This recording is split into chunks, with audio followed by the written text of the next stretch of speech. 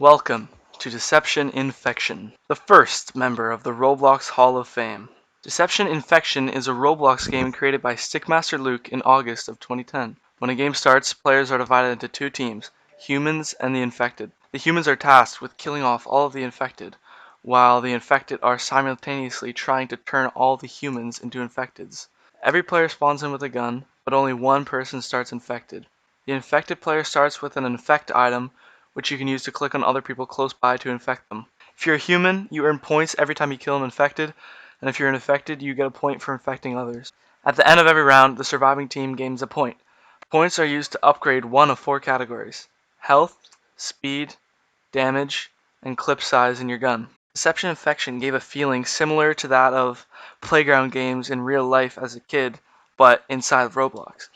The map had many memorable places, for example, the infamous scan room on the top floor, which was a usual meeting place for humans, taking turns scanning and checking everyone, making sure they're quote-unquote clean or non-infected. There's an upstairs box room nearby where noobs would usually climb into and give the infected a perfect chance to break in and get multiple infections at once and get a huge advantage just because everyone wants to pile into one room for some reason.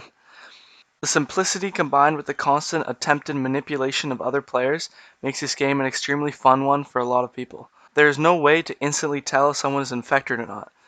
It's intuition with a mix of detective work to determine who that person has been nearby, to determine if you trust someone or not.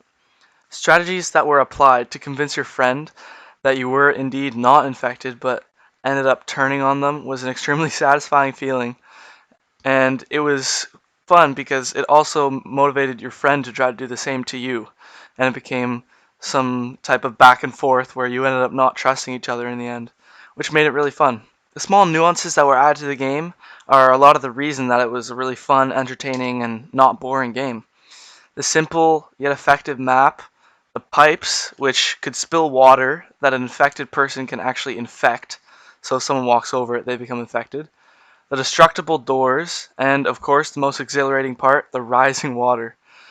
The water was a simple concept where there was a timer at the top of the map every game representing how much time is left in the game, and when there was 9,000 milliseconds left, water would start forming on the bottom floor and would slowly float the map. And if you're submerged in the water for too long, you die because you just start losing health slowly. But this feature is amazing because it helps shrink the map, creating some close action gameplay that would not be experienced otherwise. And without the water, it would promote long, drawn out games, and there'd just be less action, less fun, exhilarating trying to escape the water. The fear that fills all the players when the water starts creeping up the stairs, knowing that the infected people just have a closer range now, is one of the most fun parts of the game, regardless what team you're on, and it's one of the parts that made it replayable, just the exhilarating feeling that you get even if it's your 1,000th game of Deception.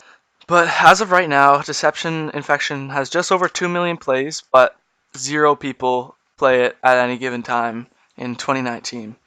This is likely due to the extreme advancements Roblox games have made over the past couple years, and because the game hasn't been touched since August 2015, and many of the features have stayed the exact same for almost a decade.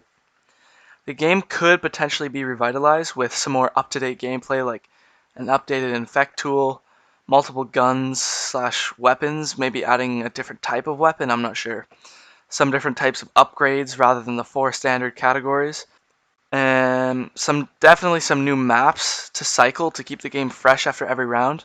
If there's a team that could help Stickmaster Luke, even though he doesn't really work with team, as dev groups are kind of more modern past couple years, there would definitely be a opportunity for many maps to be made, some creative maps for this awesome game. The premise of the game is one that is simple but very effective if executed in the right way, which it definitely was when it was made almost a decade ago. Regardless if Deception Infection is resurrected or not, it will go down in history as one of my favorite Roblox games of all time. Thank you all so much for watching this episode of Roblox Hall of Fame, and the first episode actually in Stat Block's history. I hope you enjoyed the video. And I have a question for you guys. Have you ever played Deception Infection? If so, leave a comment below about it. What was your favorite part of the game? I'll greatly appreciate a quick like, subscription, as I'm just beginning, as I said, my first video, and I would love any and all support you guys have. Let me know what you guys think of this series so far after one video, and what series you want to see next. I have tons of content in store, tons of ideas for you guys, so be ready, turn on post notifications. We're coming in hot. Roblox channel in 2019. That's right. My Roblox profile is in the description below, so feel free to check me out, follow me, send me a trade, send me a message, say hi. I read all my messages, I read all my comments. I love to interact with you guys. And yeah, that's about it. Alright, I'll catch you all in the next one.